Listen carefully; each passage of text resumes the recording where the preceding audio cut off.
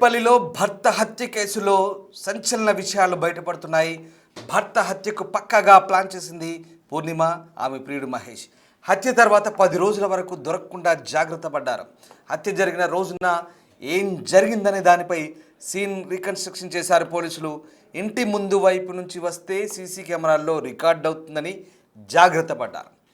పూర్ణిమ ఉంటున్న ఇంటి వెనుక వైపు నుంచి చెట్ల చాటున వెళ్ళి గోడ దూకాడు మహేష్. ఎవరికి కనిపించకుండా జాగ్రత్త పడ్డాడు. దొంగతనంగా పూర్ణిమ ఇంట్లోకి వెళ్ళాడు మహేష్. తన ఫ్రెండ్ సాయిని కూడా తనతో పాటు తీసుకెళ్లాడు మహేష్. హత్య తర్వాత కూడా వచ్చిన రూట్లో ఎవ్వరికీ కనిపించకుండా మహేష్ పారిపోయాడంటే ఎంతలా ఆటని రక్తకెక్కించారో చూడొచ్చు. పూర్తిగా ఈ వ్యవహారాన్ని ఎంత గుట్టుగా సాగించారో చూడొచ్చు. మీరు చూస్తుంది AI generated video by Big TV. ఇది డిస్టర్బింగ్ కంటెంట్. ఈ వ్యవహారం సంచలనంగా మారింది పోలీసులకు. ఈ వ్యవహారాన్ని ఛేదించే క్రమంలో పోలీసులకు కొన్ని అంశాలు మైండ్ బ్లాక్ అయ్యేలా అర్థమయ్యాయి. ఎందుకంటే ఈ మొత్తం వ్యవహారంలో పూర్ణిమ వ్యవహరించిన తీరు ఇదిగో.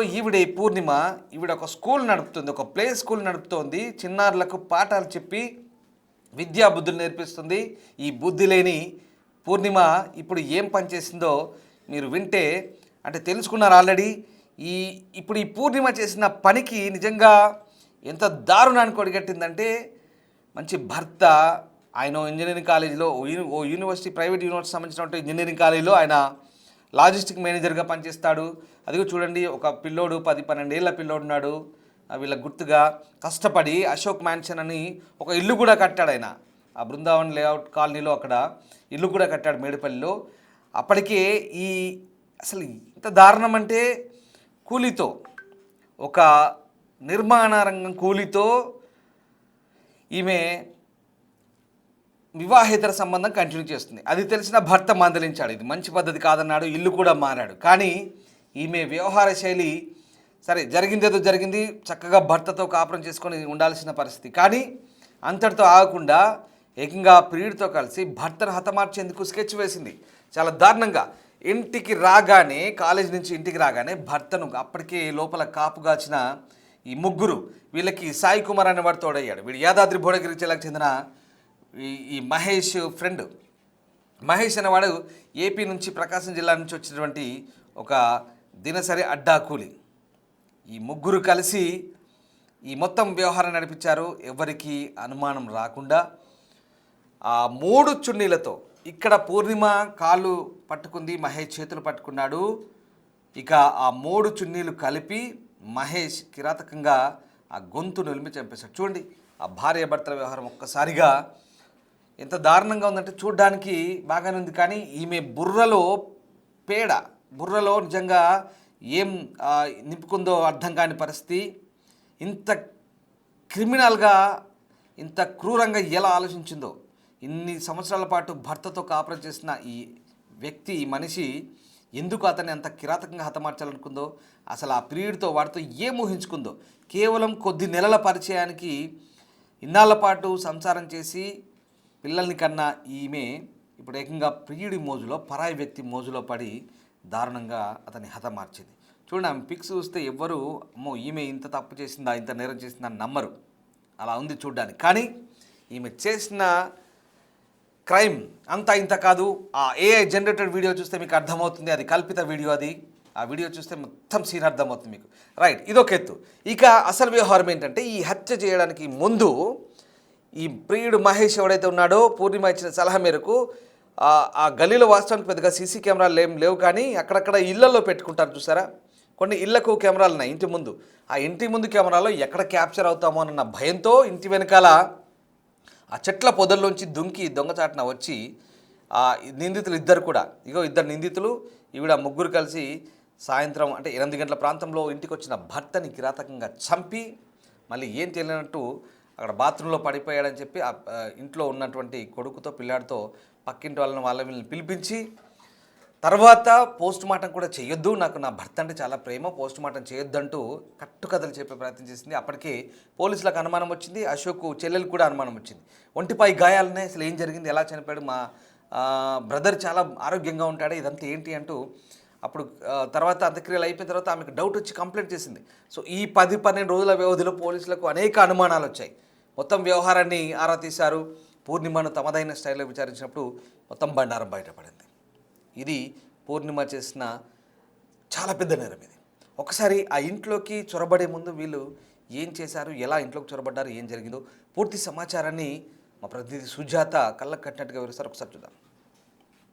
మేడిపల్లి బృందావని కాలనీలో పూర్ణిమ భర్త అశోక్ని అత్యంత దారుణంగా ప్రియుడితో కలిసి హతమార్చినటువంటి ఘటన ఆలస్యంగా వెలుగులోకి వచ్చింది. ప్రస్తుతము సీన్ రీకన్స్ట్రక్షన్ చేసే ప్రయత్నం చేసింది బిగ్ టీవీ. ఎందుకంటే పోలీసులు నిన్న అసలుకి 11 రోజుల క్రితము మహేష్ ఎలా పూర్ణిమ ఇంట్లోకి ఎంట్రీ అయ్యాడు, లోపలికి ఎలా వెళ్ళాడు, చుట్టుపక్కల ఉన్నటువంటి వాళ్ళకి ఎవ్వరికీ కనిపించకుండా లోపలికి ఎలా ఎంట్రీ అవుతున్నాడు, రెగ్యులర్గా ఎలా కలుస్తున్నాడు అనేది కూడా మహేష్ని స్వయాన ఈ ప్లేస్కి తీసుకొచ్చి సీన్ రీకన్స్ట్రక్షన్ చేశారు.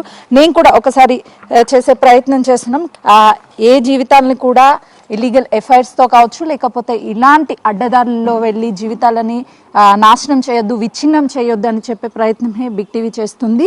చాలా రిస్క్, ఎందుకంటే ఇప్పుడు నేను వెళ్తుంది ఏ దొంగతనానికో లేకపోతే ఎక్కడికో కాదు. మహేష్ యాస్టీస్గా లోపలికి ఏ మార్గాల ద్వారా పూర్ణిమని కలవడానికి వెళ్తాడో అనేది చూపించే ప్రయత్నం బిగ్ టీవీ చేస్తుంది. చాలా రిస్క్తో కూడినటువంటి పని అయినప్పటికీ కూడా బిగ్ టీవీ ఈ రూట్ని అసలుకి మహేష్ ఎప్పుడెప్పుడు ఇంట్లోకి ఎంటర్ అవుతున్నాడు, ఏ మార్గాల ద్వారా పూర్ణిమ ఇంట్లోకి వెళ్ళాలి అంటే మొత్తం ఎన్ని దారులు ఉన్నాయి, ఎవ్వరికి కనిపించకుండా వెళ్ళేటువంటి దారులని నేను చూపించే ప్రయత్నం చేస్తున్నాను. చుట్టూ చూడొచ్చు, మనం ఒకసారి చుట్టూ చూస్తే మొత్తం మనకి అంతా చెట్లు పొదలతోనే గుట్టలతోనే నిండి ఉంది. అక్కడి నుంచి బయట ఉన్నటువంటి ఇంటికి ఇక్కడికి చాలా డిస్టెన్స్ ఉంటుంది కాబట్టి లోపలికి ఎవరు వెళ్తున్నారు, ఎవరు వస్తున్నారు అనేది కూడా పెద్దగా కనిపించదు. ఇక్కడ నుంచి దాదాపు ఒక 500 మీటర్స్కి పైగానే పూర్ణిమకి సంబంధించినటువంటి ఇల్లు ఉంటుంది. ఒకసారి మా కెమెరామెన్ పవన్ చూపించే ప్రయత్నం చేశాడు. పూర్తిగా ఈ చుట్టూ ఉన్నటువంటి అంతా దట్టమైనటువంటి చెట్లు, అదేవిధంగా రాళ్లతో నిండిపోయి ఉన్నది. ఇక్కడ ఉన్నటువంటి కేవలము పూర్ణిమ ఇల్లు, ఆ కలర్ ఎక్కడైతే మనకు కనిపిస్తుందో ఆ ఇల్లు, అక్కడ మనకు కనిపిస్తున్నటువంటి ఇల్లు పూర్ణిమ ఇల్లు. ఇక్కడ నుంచే అంటే మహేష్ ఇప్పుడు నేను వచ్చినటువంటి దారి నుంచి పూర్ణిమ ఇంటికి వచ్చేటువంటి ఒక దారి ఉంది, ఇంకొక దారి ఇక్కడ నుంచి కూడా నైట్ టైం ఎవరు లేనటువంటి సమయంలో కావచ్చు, అదేవిధంగా మధ్యాహ్నం టైం. బృందావని కాలనీ అనేది చాలా రీసెంట్ డిగ్నిటీ ఏరియా, ఎవరు పెద్దగా బయటికి రారు. ఇక్కడ నుంచి ఈ ఏరియా నుంచి కూడా పోలీసులు మహేష్ని నిన్న తీసుకువచ్చి ఇక్కడ నుంచి రీకన్స్ట్రక్షన్ చేసినటువంటి సీన్ రీకన్స్ట్రక్షన్ చేశారు. అలా అయినా సరే మహేష్ లోపలికి వెళ్ళాలి, లేదు అని అంటే ఇప్పుడు నేను వెళ్తున్నటువంటి మార్గంలో కావచ్చు, ఈ చుట్టుపక్కల ఇల్లులు ఉన్నప్పటికీ ఇక్కడ నుంచి వెళ్ళేటువంటి సమయంలో, లోపలికి వెళ్ళేటువంటి సమయంలో ఎవ్వరూ చూడరు, అంత అబ్జర్వేషన్ చెయ్యరు అని చెప్పొచ్చు. ఈ లోపలికి వెళ్ళాలి అని అంటే మొత్తం దట్టమైనటువంటి చెట్లతో పాటు ఇక్కడ రాళ్ళు ఇవన్నీ కూడా మనకు కనిపిస్తున్నాయి. మహేష్ని ఇలాగే పోలీసులు ఇక్కడ వరకు తీసుకువచ్చి మహేష్ లోపలికి ఎలా ఎంట్రీ అయ్యాడు, ఎవ్వరికీ తెలియకుండా కళ్ళు ఎలా కప్పుతున్నాడు అనేది కూడా పోలీసులు మహేష్ చేతనే అసలు విషయాలన్నింటినీ కూడా చెప్పించారు. ఒకసారి నేను పైకి వెళ్ళే ప్రయత్నం చేస్తున్నాను. ఇక్కడ మనకి చూస్తే ఈ ఇంటికి సంబంధించినటువంటి అన్నీ కూడా యాక్సెసిబిలిటీ ఇక్కడే కనిపిస్తుంది. ఈ ఏరియా నుంచే అక్కడ నుంచి వెళ్ళడానికి చాలా ఈజీగా ఇక్కడ ఉన్నటువంటి ఇల్లు అనేది యాక్సెసిబిలిటీ అనేది చాలా ఈజీగా ఉంటుంది. మా కొలిక్ దత్తు కూడా ఉన్నాడు. ఎందుకనంటే నేను ఇక్కడ పైకి వెళ్ళాలి అని అంటే చాలా కష్టము, పైకి నేను ఎక్కాలి అంటే, కానీ ఇది మహేష్కి చాలా ఈజీ. నిన్న పోలీసులు కూడా సేమ్ యాస్టీస్గా మహేష్ ఎక్కేటువంటి గ్రిప్పింగ్ నేను చూపించే ప్రయత్నం చేస్తున్నాను. సేమ్ యాస్టీస్గా ఇక్కడ మహేష్ కాల్ పెట్టి ఫర్ ఎగ్జాంపుల్ మా కొలిక్ సహాయంతో నేను ఈ పైకెక్కే ప్రయత్నం చేస్తున్నాను. ఒకసారి అంటే నా చేతిలో ఒకవైపు లోగో ఉంది, లోగో ఉన్నప్పటికీ నేను చాలా ఈజీగా ఇక్కడ ఉన్నటువంటి గోడ నాకు ఏదైతే సపోర్ట్గా ఉందో ఈ గోడ సహాయంతో నేను ఇక్కడ నుంచి ఇక్కడ పైకి ఎక్కగలిగేటువంటి యాక్సెసిబిలిటీ ఉంది. ఇక్కడ నుంచి అసలు మహేష్ లోపలికి ఎలా వెళ్ళగలుగుతాడు, అంత యాక్సెసిబిలిటీ ఎలా వచ్చింది అని చెప్తే చాలా ఈజీగా ఇక్కడ నుంచి ఇక్కడికి చూసారా, ఇక్కడ ఉన్నటువంటి గోడ ఏదైతే ఉందో దీని సపోర్ట్ ఆధారంగా మహేష్ అనేది ఇక్కడికి ఎంట్రీ అవుతాడు. ఆ తర్వాత మా కెమెరామెన్ పవన్ చూపించే ప్రయత్నం చేస్తాడు. ఇలా మెల్లగా ఇది అంతా కూడా వాళ్ళ ఇంటికి సంబంధించినటువంటి ఎంట్రీ. ఇలానే లోపలికి మహేష్ అనేది వెళ్ళేవాడు. లేదు అని అంటే ఇక్కడ నుంచి గతంలో ఇదే ఇంట్లో పక్కింట్లో రెంట్కుండేవాడు. అక్కడ ఉన్నటువంటి గోడ నుంచి ఈ ఇంట్లో కూడా ఎంట్రీ అయ్యేవాడు. ఇక్కడ ఒక యాక్సెసిబిలిటీ ఉంది. ఆ యాక్సెసిబిలిటీ నుంచే ఇక్కడికి కూడా తను రెగ్యులర్గా ఇంట్లోకి ఎంట్రీ అయ్యేవాడు అని చెప్పేసి పోలీసులు నిన్న సీన్ రీకన్స్ట్రక్షన్ చేసినప్పుడు యాజ్ టీజ్గా మహేష్ చేతనే ఒప్పించారు.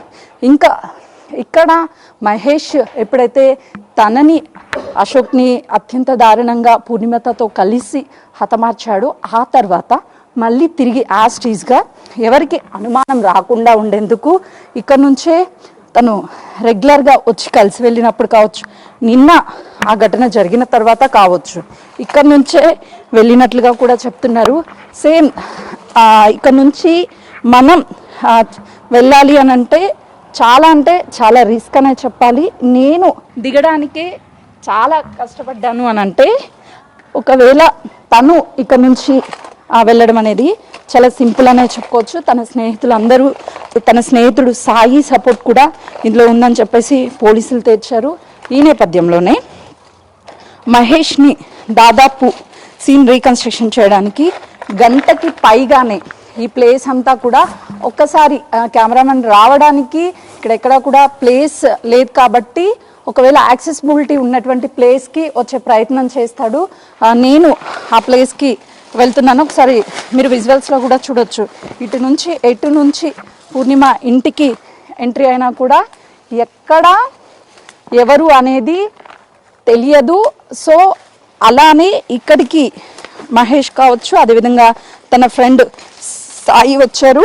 వాళ్ళు వేసుకున్నటువంటి బట్టలు కావచ్చు, వాళ్ళు ఉపయోగించినటువంటి వాటివి కావచ్చు, అన్నీ కూడా ఇక్కడనే పడేసి వెళ్ళాడు. దాన్నే యాస్టీస్గా సీన్ రిక్రియేట్ చేశారు అని చెప్పేసి చెప్తున్నారు. ఓవరాల్గా చూసుకుంటే మాత్రము నిన్న సీన్ రీకన్స్ట్రక్షన్ చేసింది మాత్రము ఇదే ప్లేస్. అసలు ఏం జరిగింది ఏంటి అనేది పోలీసులు ఈ హత్య చేసినటువంటి మహేష్ పూర్ణిమతో చెప్పించారు. సాయిని కూడా పోలీసులు అదుపులోకి తీసుకొని తనని కూడా రిమాండ్కి తరలించారు. కానీ ఈ ఘటన అంటే ప్లాన్ ప్రకారమే వాళ్ళు గత 6 నెలల నుంచి ఇంట్లో తెలిసినప్పటికీ కూడా భర్త మందలించే ప్రయత్నం చేస్తున్నాడు అని చెప్పేసి ఎలా అయినా అశోక్ని హతమార్చాలి అని చెప్పి ప్లాన్ ప్రకారమే ఇదంతా చేశారు. పోలీసులు యాస్టీస్గా నిన్న సీన్ రీకన్స్ట్రక్షన్ చేస్తే తెలియంది ఏంటి అని అంటే, వీళ్ళు ఈ 3 దారులలో మహేష్ వచ్చేటువంటి దారిని ఈ 3 దారులలో ఒకటి తనకి నచ్చినటువంటి దారిలో ఇక్కడికి వస్తూ ఉంటాడు, ఆ గోడ దూకుతాడు, వెళ్ళి కలిసి మళ్ళీ ఎవరికి అనుమానం రాకుండా వెళ్ళిపోతాడు. హత్య కూడా జరిగేటువంటి సమయంలో అసలు ఎక్కడికి వెళ్ళాడు, ఏం జరిగింది అన్నది కూడా సీన్ రీకన్స్ట్రక్షన్ సేమ్ నేను చేసినటువంటి విధంగానే పోలీసులు చేసి ఉంటారు అని చెప్పేసి చెప్పుకోవచ్చు. అయితే నా ఇన్వెస్టిగేషన్ అనంతరం వాళ్ళని రిమాండ్కి కూడా వాళ్ళే అంగీకరించడంతో పోలీసులు అయితే తరలించారు. కెమెరామెన్ పవన్తో సుజాత, బృందావన కాలనీ. పూర్ణిమకి తన భర్తకి గత కొన్ని నెలల నుంచి గొడవలు అవుతున్నాయి. మహేష్ విషయంలోనే ఇద్దరూ కూడా నువ్వు మహేష్ని కలవద్దు అని చెప్పినప్పటికీ తను కలవడము రెగ్యులర్గా ఇలా చేసినప్పుడే ఈ గొడవలకి తావు తీసింది. అయితే ఇక్కడ మహేష్ పూర్ణిమ కొడుకుతో కూడా చాలా ఫోటోలు దిగాడు, బర్త్డే సెలబ్రేషన్స్కి వెళ్ళాడు. అంటే వీళ్ళ కుటుంబానికి మహేష్ ఏ విధంగా దగ్గర అయ్యాడు అనేది కూడా ఆ ఫోటోల ద్వారా అర్థమవుతుంది.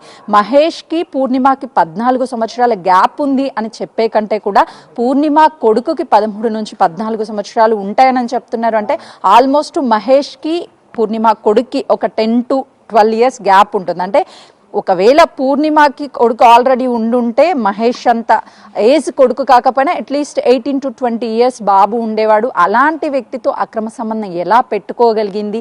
భర్త అంత ప్రేమగా తనని చూసేవాడు, తన కోసం ఒక స్కూల్ని కూడా పెట్టించాడు. అలాంటి భర్తని మోసం చేయడమే కాకుండా భర్తను కూడా ప్రియుడి సహాయంతో హతమార్చింది అని చెప్పేసి ఈ విషయం చాలా లేటుగా వెలుగులోకి వచ్చినప్పటికీ చుట్టుపక్కల ఉన్నంత వాళ్ళంతా కూడా ఆశ్చర్యానికి గురి అవుతున్నారు. అదేంటి అశోక్ ఎప్పుడూ కూడా చాలా మంచిగా కనిపించాడు, అందరితో బాగా మాట్లాడతాడు, కానీ పూర్ణిమ పెద్దగా ఎవరితో మాట్లాడేది కాదు అని కూడా చుట్టుపక్కల ఉన్నటువంటి వాళ్ళు చెప్తున్నారు. అంటే ఇక్కడికి మనం బిగ్ టీవీ వచ్చి మాట్లాడించే ప్రయత్నం చేసినప్పుడు చుట్టుపక్కల ఉన్నటువంటి వాళ్ళంతా కూడా ఇక్కడికి వస్తున్నారు కూడా, ఎవరు మాకు తెలియదు అని చెప్పే ప్రయత్నమే చేస్తున్నారు. చూడొచ్చు అంటే అటు చుట్టుపక్కల ఉన్నటువంటి వాళ్ళు మహిళలు కూడా బయటికి వచ్చారు. ఎప్పుడు పూర్ణిమ బయటికి వచ్చేది కాదు, ఎవరితో మాట్లాడేది కాదు అని చెప్తున్నారు. కొంతమంది ఉన్నారు. అన్న మీకు ఈ మర్డర్ గురించి ఐడియా ఏమన్నా ఉందా, ఎప్పుడు జరిగింది ఏంటి అని చెప్పేసి? అయితే చూస్తున్నాం కదా, అందరూ ఇక్కడ మీడియా రావడము, ఇలా మర్డర్ జరిగిందని చెప్పడం, వార్తల్లో చూసి ఇక్కడికి వచ్చామని చెప్తున్నారు. ఎవ్వరూ కూడా మాకు తెలియదు అని చెప్తున్నారు. అయితే మహేష్ చాలా ప్లాన్ ప్రకారమే ఆమెను ట్రాప్ చేసి ఉంటాడు అని చెప్పేసి, తనకు ఉన్నటువంటి ఇన్ఫ్లుయెన్స్ కావచ్చు, తను సోషల్ మీడియాలో పోస్ట్ చేసినటువంటి ఫోటోలు కావచ్చు, వాటన్నిటికీ అట్రాక్ట్ అయ్యి, ఎందుకనంటే ఒకవైపు అశోక్ మార్నింగ్ వెళ్తే సాయంత్రం వరకు కాలేజ్లోనే తను కష్టపడి మళ్ళీ తిరిగి ఇంటికి వచ్చి ట్యూషన్ కూడా చెప్తాడు భార్యతో కలిసి. తనకి టైం కేటాయించడం లేదు, తనకి దూరంగా ఉంటున్నాడు అని ఎలోన్ ఫీల్ అయినటువంటి టైంలోనే మహేష్ ఈ కుటుంబంలోకి ఎంటర్ అయ్యాడు. ఎప్పుడైతే ఎంటర్ అయ్యాడో కుటుంబాన్ని మొత్తం కూడా విచ్ఛిన్నం చేశాడనే చెప్పుకోవచ్చు. ఒకవైపు ఇప్పటికీ అశోక్ చనిపోయాడు, తను పూర్ణిమ జైలు పాలైంది. కానీ కొడుకు మాత్రము ఇదే ఇంట్లో ప్రస్తుతం మనం చూసిన అమ్మాయి ఇక్కడ మర్డర్ జరిగినట్టు మీకు తెలుసా? మాకు తెలియదు మేడం. ఎక్కడ ఉంటావు నువ్వు? మా ఇల్లు ఇక్కడ బృందావన కాలనీ. ఇది కూడా బృందావన కాలనీ. 11 రోజులు అవుతుందనంట, అందరూ కూడా చర్చిస్తున్నారు. మీ దృష్టికి వచ్చిందా? మాకైతే తెలియదండి. చూస్తున్నాం కదా, చుట్టుపక్కనే ఉంటారంట. కానీ వీళ్ళు ఎవ్వరికి కూడా ఇంకా చాలా మందికి ఈ విషయం తెలియదు. ప్రస్తుతానికి ఇదే ఇంట్లో సెకండ్ ఫ్లోర్లో పూర్ణిమ కొడుకు, అత్తమామ, పూర్ణిమ కొడుకు, పూర్ణిమ అమ్మ, నాన్న, దాంతోపాటు అశోక్ చెల్లి, తన బావ ఇంకా కూడా అదే ఇంట్లో ఉన్నారు. 11 రోజుల క్రితము ఈ మర్డర్ జరిగినప్పటికీ దాన్ని 11 రోజుల పాటు తన గుండెపోటుతోనే చనిపోయాడు అని చెప్పేసి పూర్ణిమ నమ్మించింది. కానీ ఇప్పుడు సడన్గా తనని హత్య చేసింది ఇదే ఇంట్లో. చున్నీలతో రూమ్లోకి తీసుకువెళ్ళారు, చున్నీలతో బిగించారు, ఆ తర్వాత చంపేశారు అని చెప్పేసి ఆ కొడుక్కి తెలియడం వల్ల తను అమ్మ లేదు ఒకవైపు, నాన్న లేడు, అసలుకి ఏం చేయాలో కూడా అర్థం కానటువంటి సిచ్యువేషన్ ఉంది. మీరు చెప్పినట్లు మహేష్ 6 నెలల కిందట ఇదే ఇంట్లో కుటుంబ సభ్యులతో గ్రౌండ్ ఫ్లోర్లో ఉండేవాడు. ఎప్పుడైతే వీళ్ళ పరిచయం కాస్త లిమిట్ దాటి అటు మహేష్ తన భార్య పూర్ణిమని కలుస్తున్నాడు, దాంతోపాటు చుట్టుపక్కనే ఉన్నటువంటి మహిళలందరితో కూడా కొంతమేరకు చనువుగా ఉండడానికి ప్రయత్నం చేస్తున్నాడు అని చెప్పేసి ఎప్పుడైతే స్థానికంగా ఉన్నటువంటి వాళ్ళు భావించారో ఆ టైంలోనే మహేష్ని ఖాళీ చేయాలి అని చెప్పారు. ఆ తర్వాత ఇక్కడి నుంచి మహేష్ని ఖాళీ చేయించి ఇదే కాలనీలో మహేష్ కొంతమంది రాజకీయ నాయకుల ఫోటోలు పెట్టుకొని బీఆర్ఎస్ పార్టీకి సంబంధించినటువంటి వాళ్ళు, నాకు అందరూ తెలుసు, ఏమన్నా కావాలి అంటే నేను అన్ని విధంగా సహాయాలు అందిస్తాను అని చెప్పేసి నమ్మించాడు. ఆ తర్వాత ఆ దూరంగా మనకి ఒకటి గ్రే కలర్ బిల్డింగ్ ఏదైతే కనిపిస్తుందో ఆ బిల్డింగ్కి షిఫ్ట్ అయిపోయారు. ఈ ఘటన జరిగిన తర్వాత కుటుంబ సభ్యులంతా కూడా, మహేష్ కుటుంబ సభ్యులు ఇక్కడ నుంచి వెళ్ళిపోయారు, ఎవరు కూడా అందుబాటులో లేరు. అసలుకి ఇలాంటి మహిళల్ని ఏ విధంగా శిక్షించాలి ఏంటి అని చెప్పేసి ఇక్కడ కొంతమంది ఉన్నారు, వాళ్ళతో చెప్పండి అమ్మా, భర్తను ఎవరైనా సరే చంపేస్తారా? అట్లా ఎవరు చంపకూడదని, కరెక్ట్ కాదు, అది కరెక్ట్ కాదు. పాపం బాబు అనాథ అయిపోయాడు, ఎట్లా శిక్షించాలంటే? శిక్షించాలండి, అలాంటి వాళ్ళు బాగానే శిక్షించాలి. అనాథలే కదే కదా, మంచి బతికాడు ఇప్పుడు దాకా తల్లిదండ్రుల మధ్యన, ఇప్పుడు అనాథే కదా. చూస్తున్నాం కదా, చుట్టూ ఉన్నటువంటి స్థానికులు కూడా ఆమెను శిక్షించాలి, ఆమెను అసలు వదిలిపెట్టద్దు, ఎందుకంటే బాబు అనాథ అయిపోయాడు, ఇలాంటి అక్రమ సంబంధాల కోసం జీవితాలను నాశనం చేసుకోవద్దు అని చెప్తున్నారు.